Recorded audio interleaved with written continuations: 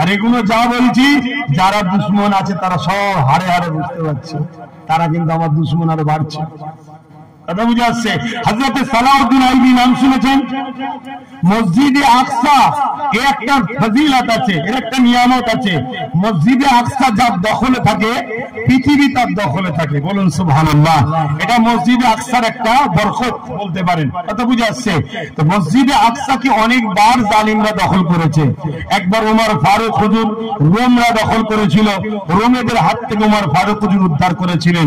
অত বিস্তারিত লম্বা বলার সময় নেই, আমি সালাউদ্দিন আইবি হুজুরের পয়েন্টে আসছি।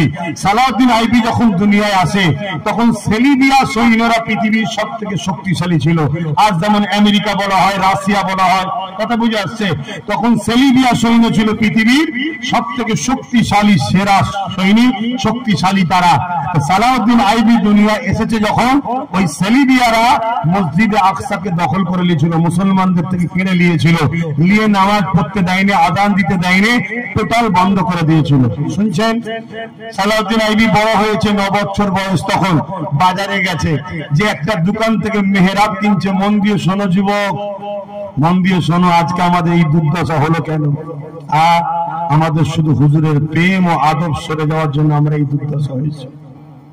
একটা গাছকে যেমন বাঁচাতে গেলে পানি লাগে, মাটি লাগে, ঈমান বাঁচাতে গেলেও এখানেও মাটি লাগবে, পানি লাগবে। প্রেমের মাটি আদবের আবহাওয়া, বা আদবের মাটি প্রেমের আবহাওয়া লাগবে, তবে কিন্তু তোমার ঈমানের গাছ বাঁচবে। তুমি মনে করেছো আমি কলমা পড়ে লিচু হয়ে গেছে, না, কত লোকের গাছ ভেতরে মরে গেছে, সে হুঁশি নাই। কথা বুঝছেন? হ্যাঁ, আরো কথা বললে তো আপনারা অজ্ঞান হয়ে যাবেন। 1 লক্ষ লোক যদি মারা যায়, একটা লোক কবরে রেহাই পাচ্ছে কি সন্দেহ আছে? 1 লক্ষের মধ্যে একটা লোক আজকের দিনে রেহাই পাচ্ছে কি সন্দেহ আছে? আপনি তো বেশি কথা বললে আবার আপনারা সমালোচনা শুরু করবেন না। মনে রাখবেন, আমি আব্বাস সিদ্দিকীকে দেখে লাভ নেই, আমার একটা পিছনে বড় স্টাম আছে, আল্লাহর পক্ষ থেকে কিছু আমরা পাই। বেশি খুলে বলবো না, আপনারা আবার অন্যদিকে চলে যাবেন। তো আমি এতটুকু ইশারা দিয়ে যাচ্ছি, হযরতে 9 বছর বয়সে সালাউদ্দিন আইবি চাচার সঙ্গে ওই দোকানে গেছে, কি কিনতে? মেহরাব। মেহরাব বোঝেন তো নাকি? এই যুবকরা মেহরাব বোঝেন? আমি যুবকগুলো কিছু শুনছি, তাহলে বলে যুবকরা মেয়েরারই বলি। হ্যাঁ, যেটা ইমাম দাঁড়িয়ে খুতবা দেয়, বুঝেছে? পারে ওই যে সিঁড়ি সিঁড়ি মতো, ওটাকে মেহরাব বলা হয়। তো ওই মেহরাব কিনতে গেছে সালাউদ্দিন আইবি হুজুর বাজারে। তো কিনতে গিয়ে একটা মেহরাব দেখেছে, খুব সুন্দর কারিকার্য করা। চাচার সঙ্গে গেছে, বয়স তেনার 9 বছর মাত্র। কত? 9 বছর। ওইটা পছন্দ হয়েছে। হযরত সালাউদ্দিন আইবি বলছেন চাচা দোকানদারকে, বলে ওই মেহরাবটা কেনেন, ওটা দেখতে খুব ভালো লাগছে। দোকানদার বলছে ওটা বিক্রি নয়, এটা গিফটের জন্য। বাচ্চা তখন 9 বছর বয়স। সালাউদ্দিন আইবি বলছে তাহলে আমাকে গিফট করুন। কাকে গিফট করবে? আমাদেরকে গিফট করুন, ওটা নেব। দোকানদার তখন বলছে না বাবা, এটা তাকে গিফট করব যে কিনা মসজিদে আকসায় যে মেহরাবটা লাগাবে। জোরে বলুন সুবহানাল্লাহ। তখন মসজিদে আকসা কাদের দখলে? বলুন, সেলিবিয়া সৈন্যদের দখলে। বিরাট পৃথিবীর শক্তিশালী তখন তারা, পৃথিবীর দাদা এক কথাই তারা। সালাউদ্দিন আইবি হুজুর তখন যখন শুনলেন যেটা যারা মসজিদে আকসায় লাগাবে তাকে দেবো, ওই 9 বছরের সালাউদ্দিন আইবি কি বলেছিলেন জানেন? দোকানদারকে, যত্ন করে রেখে দেন, ইনশাআল্লাহ এটাকে আমি নিয়ে যেই ওখানে লাগাবো। জোরে বলুন সুবহানাল্লাহ, আরো জোরে বলুন সুবহানাল্লাহ। আর আমার কওমকে যখন বলা হয় ওরে যেখানে আইন তৈরি হয় ওখানে আমাদেরও লোক থাকা দরকার, তখন কওম বলে আমরা পারবো। বলে না, বলেন? এই তো আজকে আইন তৈরি করছে কেন্দ্র সরকার, কি ওয়াকাব লেলে বলছে, দুনিয়া খেয়ে ওর কলজে ভরে নে, এবারে ও আমাদের ওয়াকাব খাবে বলছে। এই শুনছেন না শোনেন? লাও না, যেখানে আইন তৈরি হচ্ছে ওখানে আমাদের আছে। এই বললো তো, যেগুলোকে জিতালে ওগুলো আমাদের নয়, কেন ওদের সবার মাথায় একজন বাপ বসে আছে। তুমি আর মতো আমার মতো বোকাগুলোকে সামান্য ভিক্ষা দিল বুঝিয়ে দিয়েছে, আর আমাদের পাড়ায় পাড়ায় কিছু দালাল আছে, ওইগুলো শুধু আমাদেরকে ঠেকিয়ে রেখেছে। এক্ষুনি কেস দিয়ে দেবো, এক্ষুনি মারবো। আমি তাদেরকে বলবো এখনো সময় আছে, তওবা করে ফিরে আয়, ফিরে আয়, খোদার গজব হবে তোদের উপরে, তোরা অনেক ভুল করেছিস। আর আপনাদেরকেও বলবো সময় এখনো আছে, এখনো আছে। আগামী দিন প্রতিজ্ঞা করুন, প্রতিজ্ঞা করুন, আমরা কারো পক্ষে বিপক্ষে নয়, আমাদের একটা পায়া দরকার, ব্যাস এইটা কথা। কথা বুঝে আসছে? এটা প্রতিজ্ঞা করুন। কিন্তু আজকে যদি গোটা 20 থাকতো ওখানে, পুরো দেশ জুড়ে আমাদের বেশি নয়, গোটা 20 থাকতো, চেয়ার ছুঁড়ে মারতো তো। যে সংবিধান বিরোধী কথা বললি কেন? সংবিধান বলছে 1947-এ যে যে অবস্থায় ছিল সে অবস্থায় থাকবে। মন্দির মসজিদ হবে না, মসজিদ মন্দির হবে না, গির্জা গুরুদ্বার হবে না, গুরুদ্বার গির্জা হবে না, কোনো কিছু চেঞ্জ হবে না। 47-এ কমপ্লিট হয়েছে, ওইখানে যে যেভাবে ছিল সেইভাবে থাকবে। আজকে যদি কেউ বলে মন্দির ভেঙে মসজিদ করবো, ওকেও চেয়ার ছুঁড়ে মারা দরকার। আর কেউ যদি বলে মসজিদকে মন্দির করবো, ওকেও মারা দরকার। মসজিদ সংবিধানের দুশ্মন, এই কথা বুঝছেন না, বোঝেন না? কেউ যদি বলে হিন্দু রাষ্ট্র বানাবো, ও যেমন সংবিধানের দুশ্মন। কেউ যদি বলে ইসলামিক কান্ট্রি বানাবো, ও কিন্তু সংবিধানের দুশ্মন। কথা বুঝে আসছে না? নিজের ধর্ম নিজে করো। আমার দেশ চলে সংবিধান অনুযায়ী, সংবিধান আমাদেরকে মানতে হবে, এটাও ইসলাম আমাদেরকে রাইট দিয়েছে। কথা মাথায় ঢুকছে না? ঢোকেনে? কিন্তু আজকে খুব মাথায় রাখুন, এর জন্য আমরাই দোষী। কিন্তু আমরা দোষী না? দোষী না? এই আমার কথাই কারো প্রশ্ন হচ্ছে? এর জন্য দোষী না? দোষী না? ওয়াকাফ বিষয়টা কি জানো তুমি? অনেকে তো ওয়াকাফ কি জিনিস জানে না। খুব শিগগিরই আপনার ওই ঘোলাটোলার আশপাশে একটা প্রোগ্রাম করবো ভাবছি, জায়গা দেখা হচ্ছে। খবর পেলে যাবেন তো নাকি? যাবেন না? হাত তুলে বলুন, যাবেন তো নাকি? শুধু যাবেন না, এলাকায় প্রচার করবেন। তবে সংক্ষেপে আমি এতটুকু বলি, কেন আমার মাগুলো যেতে পারবে না, ওদের শোনা দরকার। কেন ওরাও তো 50%, কি 100%-এর মধ্যে 50 আমরা, 50 মা বোনেরা, কি অতএব আমরা উভয় মিলেই 100 হবো। এইসব মা বোনেদের জানা দরকার। আমি সংক্ষেপে একটু ওয়াকাফটা নিয়ে বলবো, তারা কি সালাউদ্দিন আইবি হুজুরের কথাটা বলে যায়। কি অসুবিধা হচ্ছে নাকি? গরম হচ্ছে? গরম কি দেখেছো? দাঁড়াও না, যদি বিল করে নিতে পারে গরম বুঝিয়ে দেবে কাকে বলে। তুমি ঠেকাতেই পারবে না তুমি ভারতীয়, তুমি প্রমাণ করতে পারবে না তুমি ভারতীয়। ওরা যে কি প্ল্যান তৈরি করছে তুমি জানো না? কি প্ল্যান তৈরি করেছে তুমি কখনো ভেবেছো? আরে ওয়াকাফ তো 77 বছর ধরে সবাই খাচ্ছে, এ আবার বিল করতে চাইলো কেন? এই ওয়াকাফ খাইনি 77 বছরে সবাই খাইনি? হ্যাঁ, সবাই খাচ্ছে তো। এই যে বিল তৈরি করছে কেন্দ্রে বসে আছে, ও তো গত 10 বছর খেয়েছে ওয়াকাফ। খেয়েছে না খাইনি? হঠাৎ করে বিল করতে যাচ্ছি কেন? এর পিছনে কি রহস্য আছে তুমি জানো? তুমি আমি তো বুঝতে পারছি না। তুমি আমি ভাবছি যাক বললেই তো সরষের তেল আলু পেঁয়াজ চলে আসে। আরে তুই থাকতে পারবি এখানে টিকে? হ্যাঁ, তোর পিছনে 1 লাখ খরচ করবো, 10 বছর পর তোর সম্পদটা পুরো নিয়ে নেবো। এর চেয়ে বড় বিজনেস আর কি আছে? সেই প্ল্যান চলে যেতে, সেই জায়গায় আজকে আমরা পা দিয়েছি। তো যাক, আমি ওদিকে যাচ্ছি না। সালাউদ্দিন আইবি হুজুর কথা বলি, তারপরটা বলছি। সালাউদ্দিন আইবি হুজুর কি বললেন? যে আমি লাগাবো। হুজুর বড় হলেন, অনেক বড় কথা। 12,000 সৈন্য নিয়ে যাচ্ছে। কত? একটা জায়গায় গিয়ে তাবু করলেন, কিছুটা দূরে মসজিদে আকসা আছে। কথা বুঝে আসছে? তাবু করলেন, থাকলেন রাত্রিরে। একটা গোয়েন্দা পাঠালেন, আইবি খোঁজ নাও মসজিদে আকসা কিভাবে আছে, কত সৈন্য আছে না আছে, কোথায় কি আছে না আছে, দেখার দরকার আছে না নাই? দেখতে চলে গেল। আর যদি মুনাফেক থাকে কি হবে? তাহলে দেখতে লোক পাঠাতে লাগে না, মুনাফেক এসে বলে দেবে। আমাদের মধ্যে মুনাফেক আছে বলে সবচেয়ে বেশি ক্ষতি হচ্ছে, আমাদের খবরগুলো সবচেয়ে বলে দেয়। অতএব এই মুনাফিক গুলোকে আগে চিনতে হবে। আল্লাহকে সাক্ষী রেখে বলছি, প্রত্যেক গ্রামের মুনাফিক গুলোকে চিনে নেন, দেখবেন এমনি সব ঠান্ডা হয়ে যাবে। আর আপনার বাড়ির কটা দরজা, কোথায় কি আছে না আছে আমি জানি, কিন্তু আপনার বাড়ির লোক যদি আমায় বললেন সব জেনে যাবো, তাহলে আমার জন্য তো সহজ তোমার বাড়িতে ঢুকা। এই কাজটা আমাদের কিছু আলেম ওলামা মুফতি মাওলানারা করছে। আমি নাম ধরে বলছি, আলেম ওলামা মুফতি মাওলানারা করছে, সামান্য ভিক্ষার জন্য করছে। আমার নবী বলেছেন, আসমানের নিচে জমিনের উপরে আখিরি জামানার সবথেকে নিকৃষ্ট হবে একদল আলেমরা। এরা হলো তারা। আমি সবাইকে বলছি একদল, সেগুলোকে চিনতে হবে। চিনার নমুনাই বললাম, হুজুরকে সামনে নিয়ে আসেন। যে হুজুরের হবে সে কখনো গাদ্দার হবে না, এটা মাথায় রেখে দেবে। নামাজি পড়ার পরে অলিও হতে পারে, গাদ্দারও হতে পারে। রোজা রাখার পরে অলিও থাকতে পারে, গাদ্দারও থাকতে পারে। কারণ আমরা অনেক সময় দেখেছি বেঈমানরা মাথায় টুপিতে ইফতারে বসে। আমরা অনেক সময় দেখেছি বেঈমান মাথায় ঘুমটা দিয়ে মসজিদে ঢোকে। এ থেকে চিনা যাচ্ছে না ঠিকভাবে।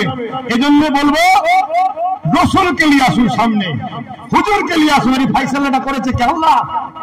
আল্লাহ বলেছে যে আমার হাবিবের হবে সে কখনো গাদ্দার হবে না। অতএব যে নবীন নয় তার সাথে তুমি উঠা বসা করোনি, যে তোমাদের ওখানে নবী দিতে চাইছে নবীলে নবীলে নবীলে নবীলে তার সাথে উঠা বসা করো। আছে অনেকে আছে তার সাথে উঠা বসা করো, আল্লাহর রহমত হবে, তোমরা কামিয়াবি হবে। জোরে বলুন সুবহানাল্লাহ। তবে আল্লাহ কোন জিনিস দিবার আগে একটু পরীক্ষা নেবে, ধৈর্যের সাথে কিন্তু সবর করতে হবে। পরীক্ষা ছাড়া পৃথিবীতে কিছু হয়েছে নাকি? তো হযরত সালাউদ্দিন আইবি গোয়েন্দা পাঠালেন, খবর পেলেন 4 লক্ষ সৈন্য আছে। কত? আর সালাউদ্দিন আইবি হুজুরের কত? আমরা হলে কি করতাম? পালা, তাই তো নাকি? কেন পালা ভাবতাম? ইমান কম। আর ইমান যাদের আছে আজকেও আছে, খারাপ নেবেন না, অহংকার করছি না। চুচুড়ার মাদ্রাসায় তালামেদ দিয়েছিল রাজ্য সরকার, জানেন তো নাকি? মসজিদে তালামেদ দিয়েছিল, জানেন না? আরে আমার সঙ্গে ঝগড়া তো ওই থেকে শুরু হলো। তার আগে তো এই লাইনে কিছু জানতামই না, যেতামই না, ঝগড়া ওখান থেকে শুরু হলো। আমি মাদ্রাসার তালা মসজিদ খুলতে গেছিলাম, সেই নিয়ে সব কালো কালো ড্রেস পরা কমান্ডার না কি সব বলে, র‍্যাপ ট্যাপ নামাচ্ছে, ভয় দেখাচ্ছে। আরে ইমানদারকে ভয় খাওয়ালে হয়?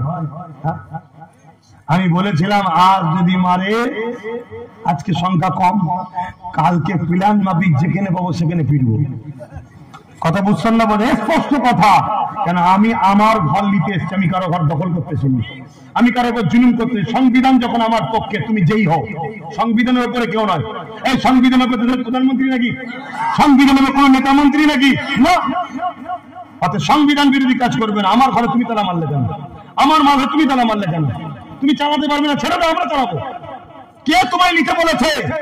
ভালো ইনকাম আছে বলে তাই তো নিয়ে রেখেছো। রস চুষছ তো খুব ভালতারে, ছেড়ে দাও না, আমরা আমাদের অকাজ চালিয়ে নেবো।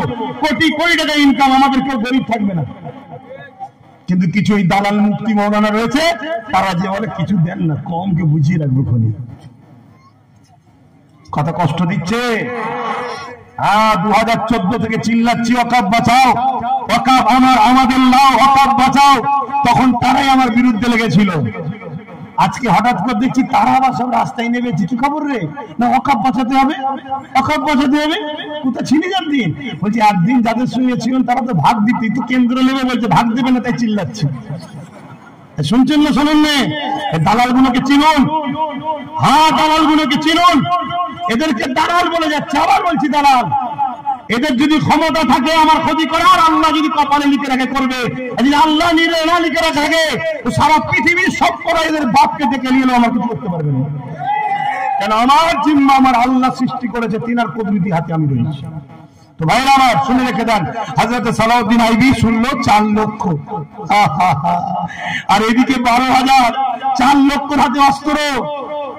সালাউদ্দিন আইবি পরের দিন ফজরের নামাজ পড়লেন, পড়ে নিয়ে খুতবায় দাঁড়িয়ে গেলেন, বক্তব্য দিচ্ছে। বাবারা সৈন্যদেরকে বলছে, শুনলাম তাদের 4 লক্ষ, আমাদের তো 12,000, বিশাল বড় খুনি লড়াই হবে। যদি কেউ চাও ঘরে ফিরে যাওয়া যেতে পারো, আমি কিছু বলবো না। 12,000-এর ভেতর থেকে কি আওয়াজ আসছে জানেন? সালাউদ্দিন আইবি আমাদের কমান্ডার, আমরা অন্য পৃথিবীর কারো সৈন্য না, আমরা সালাউদ্দিনের সৈন্য। যে সালাউদ্দিন তাহাজ্জুদের নামাজ কখনো কাজা করেনি, যে সালাউদ্দিন সেজদায় পড়ে আল্লাহর কাছে চোখের পানি ফেলে কাঁদে, যে সালাউদ্দিন ঘুরতে ঘুরতে নবীর উপরে দরুদ পড়ে, আমরা সেই সালাউদ্দিনের সৈন্য। 4 লক্ষ কেন, 40 লক্ষ যদি থাকে, পিছুবার কোন রাস্তা নয়, মসজিদে আকসা উদ্ধার হবেই। জোরে বলুন সুবহানাল্লাহ। আল্লাহু আকবার। এই আমাদের এরকম লিডার আছে, আমাদের এরকম লিডার আছে। আমাদের লিডারকে এতিমের ঝেড়ে খায়, গরিবের ছেড়ে খায়, বিধবার ঝেড়ে খায়, মদ খায়, গেঁজা খায়, বিবি থাকার পরে বাড়ে থাকে। এরা আমাদের নেতা। তা খোদার গজব আমাদের উপর হবে না তো কাদের উপর হবে? এ কথা খারাপ লাগছে না? তাহলে কার উপরে হবে গজব? এই জন্যই তো আমরা মরছি। এখনো সময় আছে, ওঠো, খানদানে রাসূলের কথা শোনো, শোনো। যদি আমাকে সন্তান বলে, ভাই বলে ভালোবাসো, যদি আমাকে পছন্দ হয়, তাহলে আজ আমি ডাক দিচ্ছি। দিচ্ছি, আগেও দিয়েছি, আবার ডাক দিচ্ছি, আসো জীবনের শেষ নিঃশ্বাস পর্যন্ত রাসূলের জন্য, আল্লাহর জন্য, কোরআনের জন্য, ইনসাফের জন্য, গরিবের জন্য, এতিমের জন্য, নিজের মাতৃভূমির জন্য আমরা সংগ্রাম চালিয়ে যাব। জীবন দিয়ে, অর্থ দিয়ে হবে, এই লড়াই আমাদের চলবে। এতে আমার সাথ দিতে রাজি আছেন? হাত তুলে বলুন রাজি আছেন? আলহামদুলিল্লাহ। যখন রাজি আছেন, হাজার টাকার ডাকে সাড়া দেবেন না, হাজার জায়গার ডাকে সাড়া দেবেন না। আগে দেখুন, টিপে টিপে দেখুন সে কে। আমার কাছে খারাপ লাগছে, পাড়ায় চোর পড়েছে, পুরো গ্রামবাসী বেরিয়ে পড়বে, চোর ধর, চোর ধর, চোর ধর। ওই সুযোগে চোরও ঢুকে পড়েছে, ঢুকে বলছে চোর ধর, চোর ধর, চোর ধর। এ হচ্ছে না, হয়নি? ওয়াকফ বাঁচাও, ওয়াকফ বাঁচাও, ওয়াকফ বাঁচাও। ওই সুযোগে তারা চিল্লাচ্ছে যারা ওয়াকফ এখনো ঘেরে খাচ্ছে। কথা মাথায় ঢুকছে না, ঢোকে না? খুব সাবধান হন, মানুষ চিনুন। আমি আবার বলি, সংখ্যা বেশি লাগে না। বদরে 313 ছিল, সালাউদ্দিনের 12,000 ছিল, আমার গরিবে নওয়াজ একা ছিল। সুবহানাল্লাহ। হাই রে, হাই রে, হাই রে। আজকে বলছে নাকি গরিবে নওয়াজের মাজারের সমস্যা হয়েছে। ওরে জাহেল, মূর্খ, নাদান, শুধরে যা। খোদার গজব আসার আগে শুধরে যা, দেশটার ক্ষতি করার আগে শুধরে যা। গরিবে নওয়াজ তো তিনি, যিনি উটকে বসিয়ে দিয়েছিল তুলার, তোদের পূর্বপুরুষের কারো ক্ষমতা ছিল না। আজকে গরিবে নওয়াজের মাজার তুলবি বলছিস? কথা মাথায় ঢুকছে? জানেন না ইতিহাস? গরিবে নওয়াজ এক জায়গায় বসেছিলেন, সেখানে উট বসাতে এসেছিল রাজার লোকেরা। কথায় কথা বেড়ে যাচ্ছে, আমি ওইদিকে যাচ্ছি না, আমি সংক্ষেপ করছি। ওয়াকফটা কি শুধু এইটুকু বলবো, ওয়াকফ হলো মুসলিম ধর্মের অর্থশালী মানুষদের দানকৃত আল্লাহর রাস্তায় উৎসর্গ করা, ইসলামের জন্য, ধর্মের জন্য, ইসলাম ধর্মের অনুসারী বাচ্চাদের শিক্ষা পড়ার জন্য, মসজিদ মাদ্রাসার জন্য আল্লাহর রাহে দান করা সম্পদকে বলা হয় ওয়াকফ সম্পদ। কথা বুঝে এসছে? এটা একটা ওয়াকফে আওলাদ হয়, ওটা আলাদা কথা। এটা ওয়াকফে লিল্লাহ, যেটা আল্লাহর রাহে উৎসর্গ হয়ে যায়। এই সম্পদের মালিক আল্লাহর রাস্তায় খরচ হয়ে যায়, আল্লাহর জন্য সম্পদ উৎসর্গ। আল্লাহ মালিক শুধু এভাবে বললে হবে না, কুল কায়নাতই তো আল্লাহ। আবার আল্লাহকে মালিক কে বানাবে? কথা বুঝে আসছে না? নাই, সবই আল্লাহর রাস্তায় উৎসর্গ করা। কথার মধ্যে ঢুকেছে কি উদ্দেশ্য? এই টাকা হবে মসজিদ, মাদ্রাসা, গরিব মুসলিম ছেলেদের পড়ানো হবে। যদি 77 বছর এই সেকুলারের নামে যেগুলো ছিল, এরা যদি ওয়াকফের টাকা আমাদের বাচ্চাদের পিছনে খরচ করত, তাহলে এই ভারতবর্ষে হাজার হাজার এপিজে আব্দুল কালাম বিজ্ঞানী তৈরি হয়ে যেত। কিন্তু সব কটা খেয়েছে। কথা বুঝে আসছে? আমি আর কথা বাড়াচ্ছি না, আর কথা বাড়াচ্ছি না। প্রথমে আস্তে আস্তে আস্তে আস্তে নরম ভাবে বন্ধু করে করে করে করে করে করে সেকুলারের দোহাই দিয়ে ভণ্ডগুলো আমাদেরকে দুর্বল করেছে সব রাজ্যে। খেয়াল করে দেখুন। তারপরে হপাং করে উল্টে গিয়ে শক্তকে বসিয়ে দিয়েছে। আজকে উত্তরপ্রদেশে কি হচ্ছে? এতদিন তো সেকুলারই ছিল, তারা কোথায়? কোথায় গেল সে আখিলেশ? কোথায় গেল মায়াবতী? কোথায়? এই খবর আছে কারো? সব পাশ থেকে সরে গেছে। এবার দেখো কি অবস্থা হচ্ছে। মসজিদ ভাঙছে, মুসলমানের ঘর ভাঙছে, কেটে কেটে শেষ করে ফেলছে। দেখো না, আপনি ভাবেন বাংলাদেশে কি হচ্ছে? আরে বাংলাদেশে সাজানো নাটক হচ্ছে। এটা তুমি মাথায় ঢুকিয়ে রাখো। বাংলাদেশে একটা সাজানো নাটকের গন্ধ পাওয়া যাচ্ছে। বুঝতে পারছো না? আমাদের যদি সাহেব ফোন করে ইউক্রেন আর রাশিয়ার লড়াই বন্ধ করে দিতে পারে, তো বাংলাদেশে একটা ফোন করে বন্ধ করতে পারছে না? এই সাজানো নাটক চলছে। কেন? এতদিন পাকিস্তান পাকিস্তান পাকিস্তান করে ভোট নিচ্ছিল। পাকিস্তান আর মজা নেই, মানুষ হিন্দু ভাইরা খাচ্ছে না, আদিবাসী দলিতরা খাচ্ছে না। এই খাচ্ছে কেউ? পাকিস্তান সব বুঝে নিয়েছে পাকিস্তান রাজনীতি। এজন্য নতুন করে বাংলাদেশটাকে ইস্যু করে বলবে বাংলাদেশ এই হচ্ছে, বাংলাদেশ এই হচ্ছে, বাংলাদেশ এই হচ্ছে, বাংলা এই হচ্ছে। এই ইস্যু তৈরি করেছে। কথা বুঝছেন তো নাকি? অতএব ঈশার দিকে খপ্পরে পা দেবেন না। শত শেষ কথা, মুমিনের পাশে দাঁড়ান। ইমানদার আলেম, ইমানদার মুফতি, ইমানদার মাওলানা, ইমানদার পীর সাহেব, ইমানদার পীরজাদার পাশে দাঁড়ান। দাঁড়িয়ে নবীকে জানের থেকে বেশি ভালোবেসে আদব করে আগিয়ে চলুন, কামিয়াবি আল্লাহ দেবে। জোরে বলুন সুবহানাল্লাহ। আপনারা কি ঘাবড়ে যাচ্ছেন? ঘাবড়ে যাচ্ছেন? মরতে তো সেই হবে, হকের পক্ষে দাঁড়িয়ে থাকুন। এখন কথা শেষ, একটুখানি সংক্ষেপে